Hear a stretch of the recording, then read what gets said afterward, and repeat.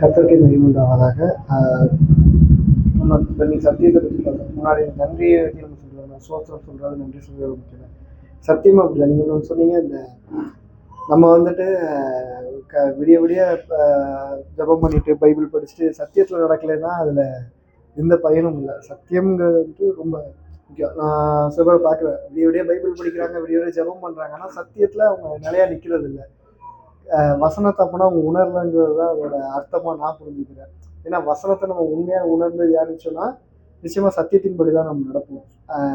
படிக்கணும், பைபிள் ஒரு குறிக்கோளாக வச்சு பைபிளை படிக்கணும்னு சொல்லி வேகமாக ஓடாமல் அதை உணர்ந்து நிதானமாக படித்து உணர்ந்தோம்னா சத்தியத்தின்படி நாமும் நடப்போம். ஏன்னா கர்த்தர் வந்துட்டு நீங்கள் கர்த்தர் நம்மளை வந்து வெறுக்க மாட்டார், நம்மளை வந்து குற்றம் சாட்ட மாட்டார். அப்படி இருக்கும்போது நம்மளும் யாரையும் குற்றம் சாட்டாமல் இருக்கணும் அப்படின்னு. ஆமாம், இன்னைக்கு வந்து நம்ம பார்க்குறோம்னா பைபிள் படிச்சுட்டே இருந்தாலுமே நம்ம வந்துட்டு பைபிளே போட்டிருக்கு, பெரிய பாவமாக என்ன பண்ணுறது வந்துட்டு புறம் பேசுவது.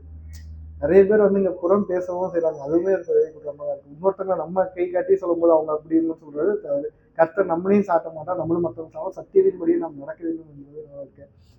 ஏன்னா இங்கே நிறைய பேர் வந்துட்டு சத்தியத்தில் நடக்கிறது இல்லைங்கிறத தாண்டி அது உணராமே இருக்காங்க. இதுதான் சத்தியம் அப்படின்ட்டு செய்கிறது எதுவுமே வந்துட்டு பாவம் இல்லை, இதெல்லாம் எல்லாரும் உலக இச்சைகள் தான், நம்மளும் பண்ணுறோம் பண்ணிக்கலாம் அப்படிங்கிறத வசனத்தை உணர்ந்து வசனத்தின்படி நடக்கிறதுக்கு நிறைய பேர் ரெடியாக இல்லை. வசனத்தை படிக்கிறாங்க, ப்ரேயர் பண்ணுறாங்க, ஜபம் பண்ணுறாங்க, எல்லாம் பண்ணுறாங்க, ஆனால் சத்தியத்தின்படி நடக்க சில பேர் கசக்கவும் செய்து, சில பேர் அதுக்கு தயாராகவும் இல்லாமல் இருக்காங்க.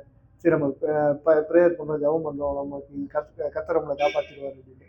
அதெல்லாம் தாண்டி சத்தியத்தின்படி நம்ம நடக்கிறது. ஏன்னா ஒவ்வொரு விஷயமும் நம்ம செய்யும்போது கர்த்தரை நினச்சிக்கணும். இப்போ நீங்கள் வந்து ரோட்டில் போகிறீங்க, யாரையாவது பார்க்குறீங்கன்னா கர்த்தரை நினச்சிட்டு, கர்த்தர் இப்போ யாருக்கா அவங்க ஏதாவது செய்யணும்னாலும் கர்த்தரை நினச்சிட்டு கர்த்தர்னாலே இந்த காரியம் கூடும், கர்த்தர்னாலே இது நடத்தியா என்று நம்பி நம்ம செய்ய ஆரம்பிச்சோனாலே அது போதும். அதுவே எனக்கு தெரிஞ்சு சத்தியத்தில் நடக்கிற முதல் படியாக தான் நினைப்பேன். அந்த மாதிரி எல்லாரும் சத்தியத்தில் நடக்கணும்.